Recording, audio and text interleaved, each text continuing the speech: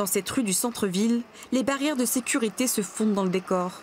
Depuis 4 ans, le trottoir est interdit aux passants, car l'un de ces immeubles a manqué de s'effondrer. Alors ils ont arrêté de faire circuler les poids lourds, c'est pas mal, donc ça fait moins vibrer. Pour autant, ça peut tomber tous les jours. Ouais. Il y a des personnes qui squattent, qui viennent se mettre à l'abri dessous, donc ça craint pour eux. C'est juste pour eux que ça fait un petit peu flipper, quoi. En juillet 2014, un mur porteur s'effondre et manque d'entraîner dans sa chute l'immeuble entier. Les habitants sont évacués et relogés.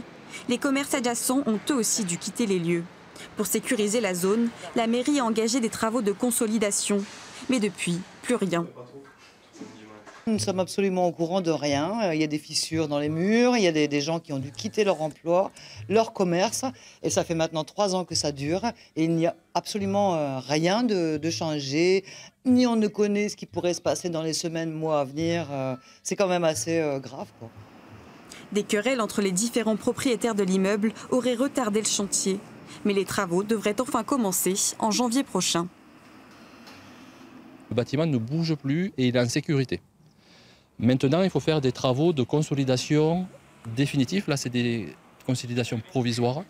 Mais ça, on peut pas le faire sans les propriétaires. Et donc, c'est aux propriétaires de prendre des décisions et c'est aussi de financer les travaux. À Toulouse, une dizaine de bâtiments sont considérés en péril, sans menace d'effondrement.